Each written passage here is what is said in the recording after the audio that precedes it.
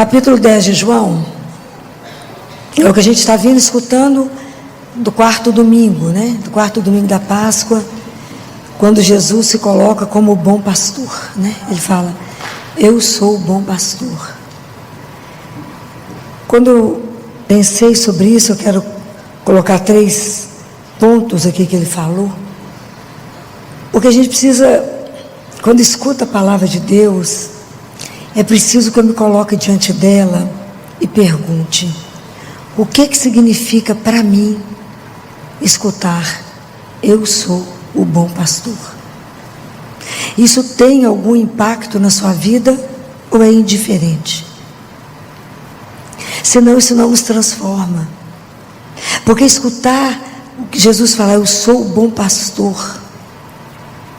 E se você ler o Salmo 23, se você ler o Salmo 139, vai falar: ele me conhece, eu sou o bom pastor e nada, por isso nada me faltará.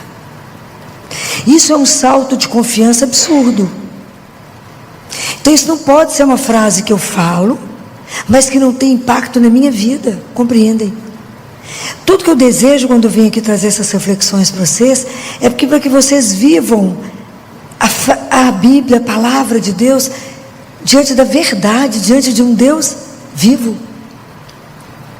Essa é a grande diferença. Uma coisa é ouvir, outra coisa é eu viver isto.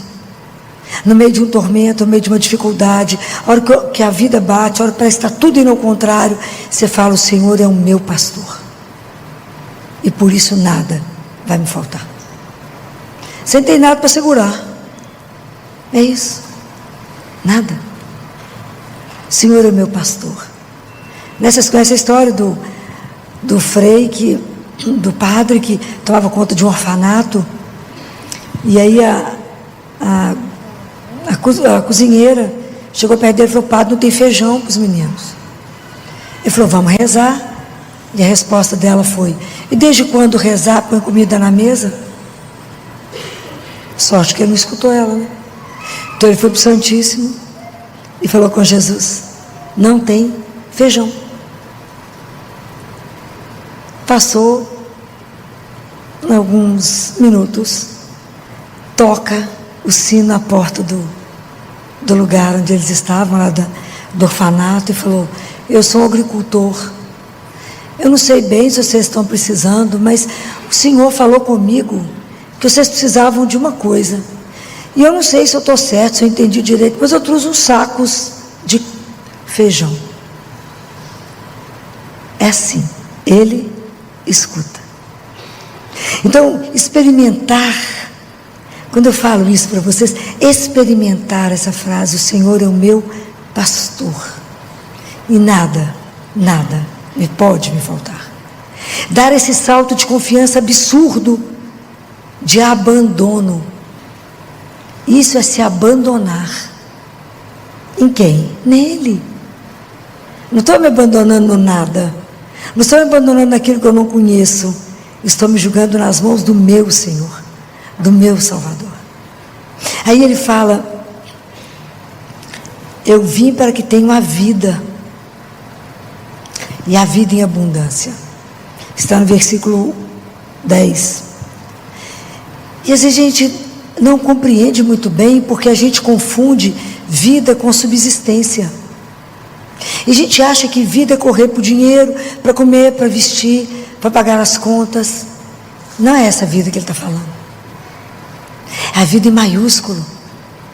Deus nos convidou para a vida, e a gente não tem dimensão. A gente coloca Deus dentro do nosso ateliê pequenininho, como se ele tivesse que entrar ali.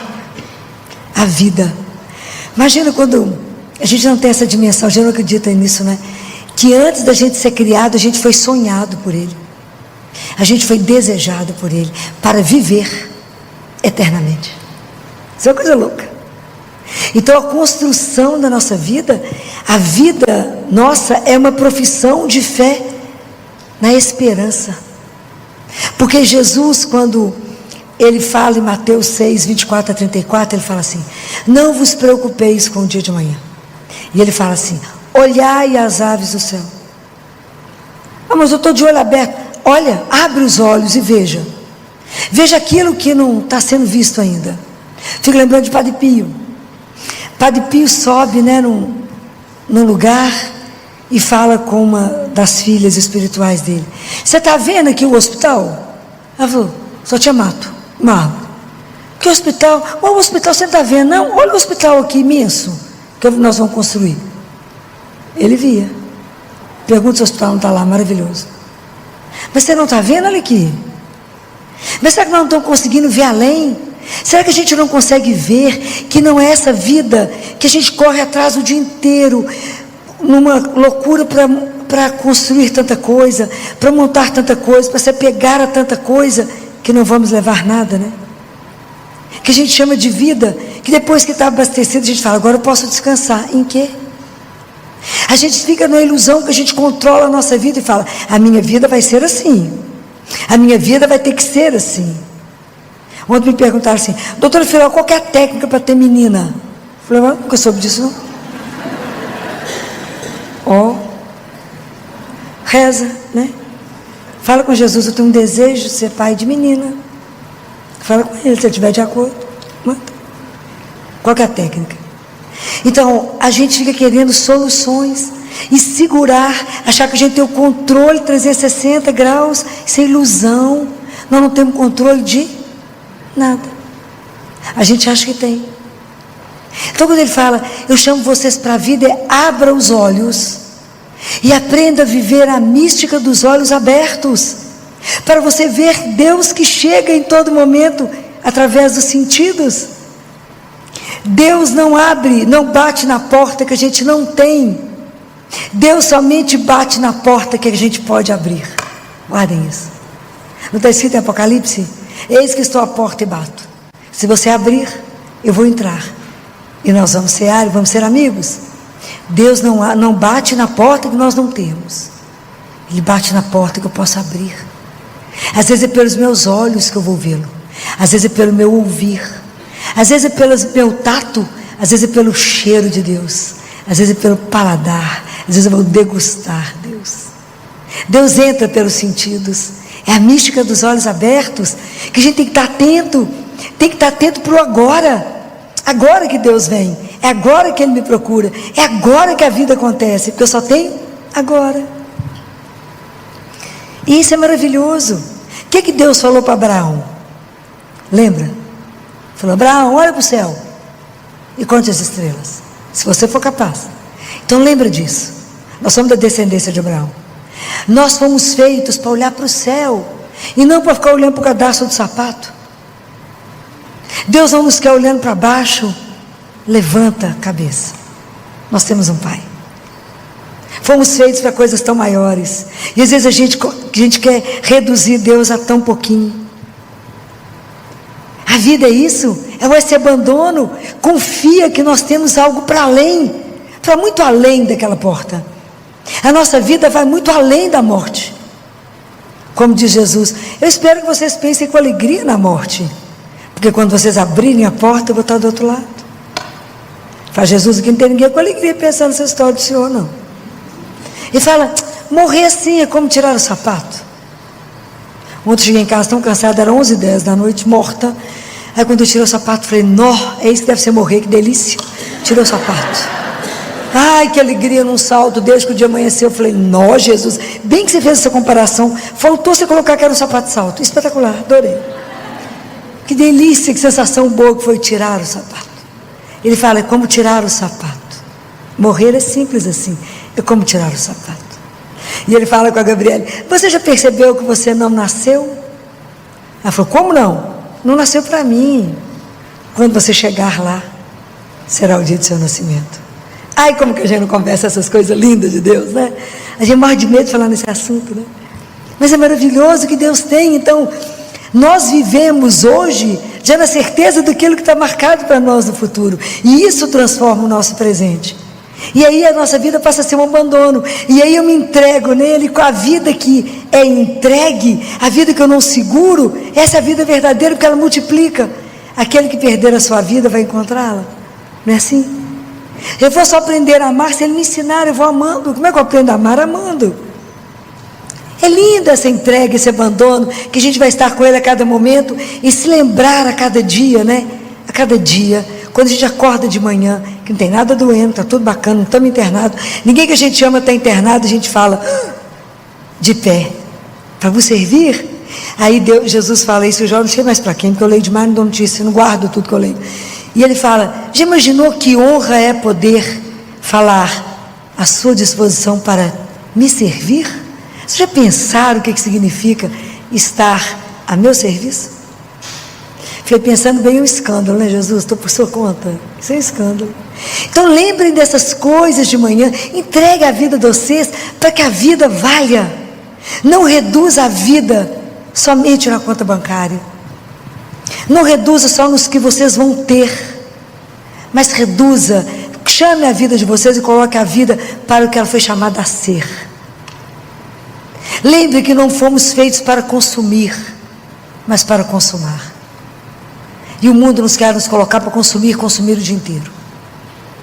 Vide celular, que os meninos só querem consumir. Pensem nessas coisas, né? E aí Jesus fala assim, eu sou o bom pastor, eu conheço as minhas ovelhas, e as minhas ovelhas me conhecem. Verdade ou mentira?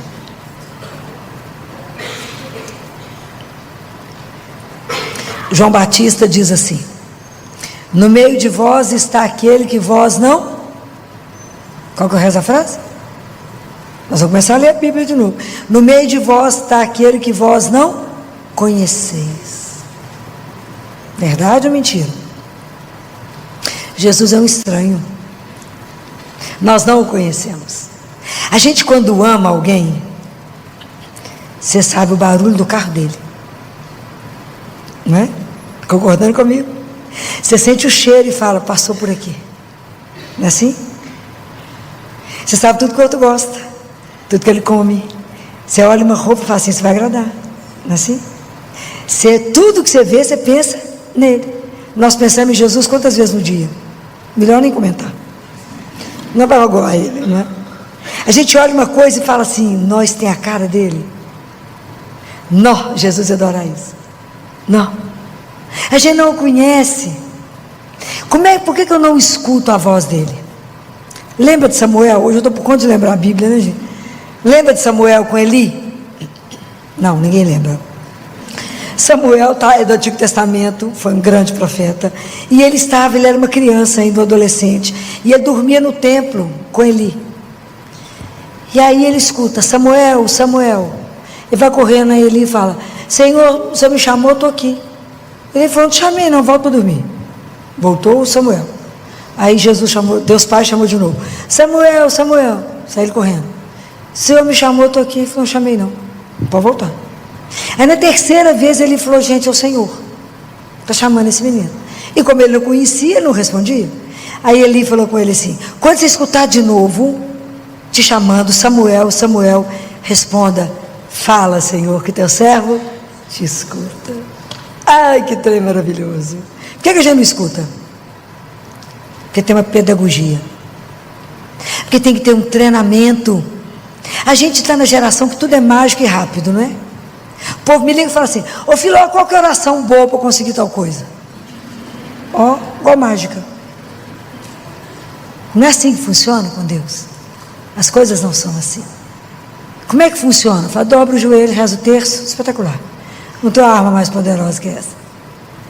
Mas para que eu possa aprender a ouvir o Senhor, eu tenho que aprender a pedagogia do silêncio. Fala, mas eu fiquei ali no Santíssimo caladinha. Calou a boca, mas não calou a cabeça nem o coração. Falou mentira? Você só está de corpo. Aí a cabeça está voando, aí de repente você lembra, não, estou aqui rezando. Aí uma forma de começar é falar assim com o Senhor, Jesus, desculpa, só o corpo que está presente, busca a alma, meu filho, ela está voando. Põe a alma no lugar. Vamos aprender, ver se reza 2 minutos. E eu aprender a silenciar. Senhor, me ajuda a silenciar, porque a cabeça tem que ir fervendo, arrumando um monte de solução para aquilo que eu te dei. A gente entrega as coisas para Deus, vai entregando a solução junto. Então não precisa nem de vincar, porque está perdendo tempo, né? Aí o coração está agitado, Falo, não rezei, continuo cansado, continuo agitado. Eu falo, não rezou para a pessoa certa, rezou para você mesmo. Quando a gente vem cá e conversa com ele, você entrega tudo. Sai leve, pode até voar. Mas isso é uma graça que a gente tem que começar a pedir a ele. Fala, Jesus, esse ouvido precisa te ouvir. Eu quero te ouvir. E se vocês olharem bacana para o ouvido um do outro, a nossa orelha, aqui dentro, ela tem a forma como se tivesse um feto intraútero. Começa a observar. Por quê? Porque aquilo que eu escuto pode gerar em mim vida ou morte, depende do que eu escuto. Isso é espetacular. Então, se eu escuto a palavra de Deus, igual nós estamos ouvindo, isso pode gerar dentro de vocês vida. E um desejo de viver isso que nós estamos conversando. Mas dependendo do que eu escuto, a palavra pode ser bendita ou maldita. E pode fechar meu coração, pode trazer uma tristeza. Quantas crianças, quantos adolescentes desenvolveram anorexia por um comentário mal feito? Tinha uma menina no consultório de 10 anos, uma bonequinha, mas ela ainda estava na fase dos 10, então ela tinha um peso um pouco acima, mas ela já era uma menina, uma moça, apesar de ter 10 anos, e eu acho que ela tinha uma paixão secreta pelo galã da sala. Sempre tem um galã na sala, né? Sempre ordinário, né? Mas sempre tem um galã. E elas estavam numa turminha sentada no recreio, no intervalo, e ele passou, apontou o dedo e falou, nó, você está uma baleia. Pode imaginar, essa menina secou, que nem menstruar mais, ela menstruava. Ela secou, que a vida foi embora. Trazer a vida de novo foi uma luta. Foi uma luta. Então, o que ela ouviu, destruiu nela tudo que ela acreditava. Podia ser só aquela paixão platônica que nunca tem nada, né? Que eu falo, as meninas falam, tia Filó, mas os coleguinhas são muito feios. Fala, presta atenção que é tudo frango ainda desossado. Anota o nome que vai virar galo e vai ficar um espetáculo. Anota o que interessa, que esse negócio vai ser transformado. Mas aquilo que escuta pode me promover ou pode me destruir. Isso é muito sério. É o que a gente fala com o filho. Você é um incapaz. O que ele vai ser? Incapaz. Se eu falo com o outro, não, você é demais. Você dará conta. O que ele vai fazer? Vai dar conta. Então é preciso que a gente preste atenção naquilo que eu escuto. Por isso que a fé vem pelo ouvir. É lindo. Nós temos 3 órgãos semelhantes: o ouvido, o rim e o pé. O dia que você vê uma pessoa que a orelha começa abaixo dessa linha do olho, pode procurar o rim dela que tem problema. Espetacular, gente. Existe toda a leitura teológica do corpo, né? É maravilhoso, né? Deus não fez nada à toa nem por acaso, né, gente? Não é igual para todo mundo medir a orelha, né, gente? Mas é assim mesmo. É assim mesmo. Então, é espetacular ver como é que Deus não fez nada por acaso. E o rim escuta a mensagem que o sangue traz. Se a gente estiver triste, com medo, apavorado, não querendo mais a vida, o rim é o órgão do medo, ele faz pedra, aí faz cálculo renal. O medo é tanto que paralisa. É espetacular, gente. Estudar o corpo é espetacular, porque nada foi feito à toa. Tudo tem uma razão belíssima que Deus fez, mas Ele nos conhece, nós é que não nos conhecemos e nem conhecemos a Ele. Mas para poder conhecer a Deus, eu preciso de ter tempo para Ele. Eu preciso sentar diante dEle todo dia. Eu preciso conhecê-lo pela palavra. Eu preciso escutar o que Ele falou. Eu preciso fazer com que essa palavra entre no meu ouvido e gere vida em mim e me transforme. Senão a Bíblia não serve para nada. Eu tenho que ouvir, cada vez que o sacerdote for ler a palavra de Deus, vocês vão ouvir. Na hora que ele começar a falar, proclamação do Evangelho, chama o Espírito Santo e fala com ele: abra meu ouvido, abra o ouvido do meu coração e faça com que eu entenda essa palavra e que ela gere em mim vida, porque eu quero vivê-la, eu quero ser transformada por essa palavra. É assim, não tem mágica, tem investimento, ok? Então é preciso pedir a Jesus: Senhor, eu não te conheço, eu não consigo te ouvir, por isso que eu tomo tanta decisão errada, porque eu não paro, eu acho que sou dono de tudo, que sei as coisas. Pois eu digo para vocês que o menor detalhe a gente pergunta para Ele, senão a gente vai fazer a opção errada, porque a gente não conhece nada, e tudo nos engana, a vida nos engana, as aparências nos enganam, mas Deus não, Deus vê o coração. Então tudo a gente fala com Ele, fala: eu posso fazer isso? O Senhor está de acordo? O Senhor, quando me gerou, quis isso? Assim, a vida fica tão mais leve, tão mais leve. Santa Faustina conta que um dia, quando ela foi entrar na capela, a hora que ela entrou, de repente tudo ficou tão leve, que ela falou: uai, mas está tudo tão leve, o que está diferente na capela? E que ela escutou Jesus falando assim no ouvido dela. Pode imaginar, gente? Eu ia morrer, né? Falando assim: reze assim, Faustina, ensina ela a rezar o texto da misericórdia. Presta atenção. Ele dita aquilo para ela, e ela vai repetindo aquilo que ele fala. Isso é uma coisa de louco. Então o que eu estou querendo dizer para vocês, que quando aonde ele chega, tudo se transforma. Então aquilo que está pesado na nossa vida, nos transforma, tem que ser transformado por ele. E quando eu penso que ele nos conhece, Deus é tão gentil, Jesus é tão doce, que para cada um de nós, ele sabe como que ele nos chama, porque ele conhece cada um de nós do jeito que nós somos. Ele não nos chama de uma forma igual, porque nós não somos iguais. Para cada um ele fez de um jeito. Por que ele chama cada um de um jeito? Porque para cada um ele quer fazer uma aliança de amor eterno, mas para cada um vai chegar de um jeito. Olha como que nos respeita. Para e pensa em quantos lugares o Senhor foi atrás de você. Quantas vezes ele largou as 99 e viu que você tinha fugido e foi atrás de você. Em quantos descaminhos ele te pegou. Quantas vezes ele não permitiu que você morresse. Quantas vezes ele salvou a sua vida. Quantas vezes a sua opção ia te levar para a morte, ele foi lá e falou: você é minha, você custou o meu sangue. Em quantos caminhos ele foi atrás de nós. Quantas vezes o Senhor assentou do seu lado e te esperou ter força para andar. Quantas vezes ele esperou você chorar e enxugou suas lágrimas e você não viu. Quantas vezes. E quantas vezes ele continua insistindo com você. E quantas vezes ele tem batido na porta do seu coração e falado: abre. Quantas vezes o Senhor nos buscou e continua nos buscando. Então uma das maiores alegrias da minha vida que eu falo com Ele é: obrigado por não ter desistido de mim. Obrigado por ter insistido comigo. Aquilo que Santo Agostinho fala: tarde te amei, beleza, tarde te amei. O Senhor estava em mim, eu como estava no Senhor, mas o Senhor venceu a minha surdez.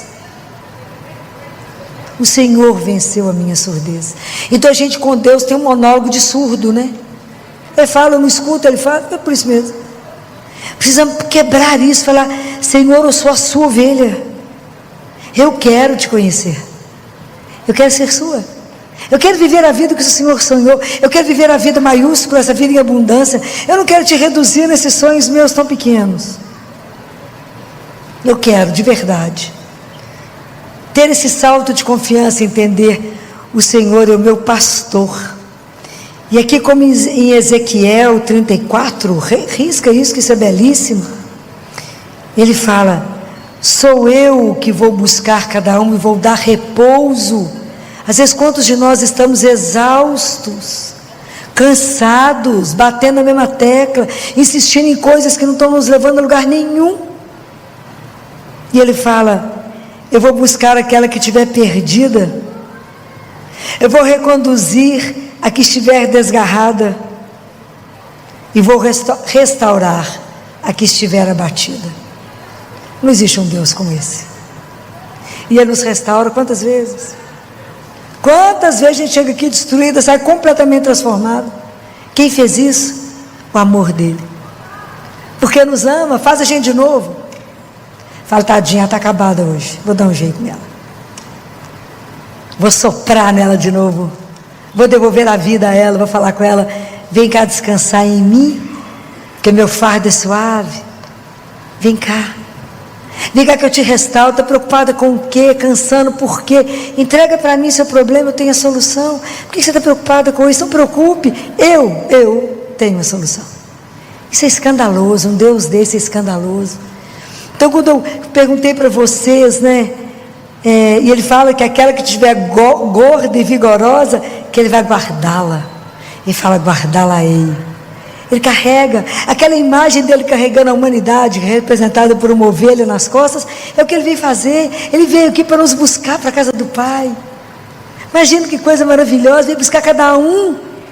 Não tem um mais importante do que o outro, cada um de nós é loucamente amado por Ele. E aí, quando eu falo com vocês isso, quando eu perguntei, o Senhor, eu sou o bom pastor.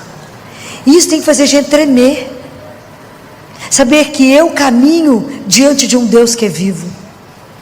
Então, como eu gostaria que vocês, diante dessa frase, abrissem os olhos para perceber que nós estamos diante de Deus. Não precisa vê-lo, o importante é que Ele nos veja. Como eu gostaria que vocês sentissem o cheiro dele do lado de vocês. Como vocês pudessem degustar da presença dEle. Como vocês pudessem se enamorar da presença dEle. E falar, Ele é o meu pastor, então descansem nele. Aquele que é cristão, não podemos viver atordoado, desorientado, com medo de tudo, pois nós temos o pastor que nos guarda. Ele fala, ninguém pode tirar vocês da minha mão. Ó, que escândalo. Isso é um descanso. Ninguém te tira da minha mão. Então o que pode nos amedrontar? Nada. Nós temos o Senhor. Então o cristão é aquele que tem que ter coragem. Nós não podemos ficar, nós temos que ter coragem de quando Deus, sabe quando o barco está agarrado, lá atracado, na beira lá do cais? Nós temos que ter a audácia de falar com o Senhor, solta o barco. O mar é Deus, né? Solta o barco e deixa eu navegar. Não me deixa presa nas coisas.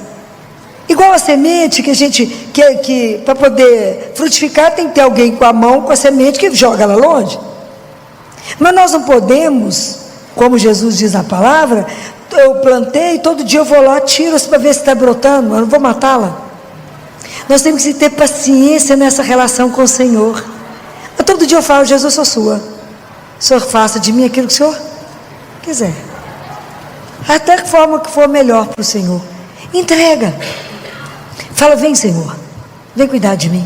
Vem colocar minha vida no trilho. Se eu sair do lugar, me coloque ali. Porque eu quero viver essa intimidade, eu quero ser sua ovelha. De preferência carregado no colo. De preferência. Que o Senhor me carregue, me guarde. Então eu posso descansar. Porque eu posso repousar, porque eu estou diante de quem vela pela minha vida, pelo meu sono. Isso é escandaloso. Tem gente que não dorme porque tem medo da noite. Nós precisamos aprender a descansar nele e falar, eu vou dormir porque aquele que toma conta de mim, que me ama, não dorme. Ele vela pelo meu sono. Então eu espero que o bom pastor, cada vez que vocês escutarem isso, que isso faça vocês tremer no coração. E eu quero terminar com uma oração de Santo Ambrósio. Esses santos de Deus realmente foram escandalosos, né? E Santo Ambrósio faz uma oração belíssima, que eu quero terminar com ela. E ele reza assim: venha então, Senhor Jesus, procura o teu servo, busca a tua ovelha enfraquecida. Vem, pastor, procura como José procurava as ovelhas. Andava por aí errante a tua ovelha, enquanto tu tardavas, enquanto te entretias pelos montes. Deixa de lado as tuas 99 ovelhas e vem procurar aquela que saiu por aí vagando. Vem sem cães, vem sem rudes empregados, vem sem um mercenário que não sabe passar através da porta. Vem sem ajudantes, sem intermediários, pois já faz tempo que estou esperando tua vinda. Sei que vens vindo, se é verdade que não esqueci os teus mandamentos.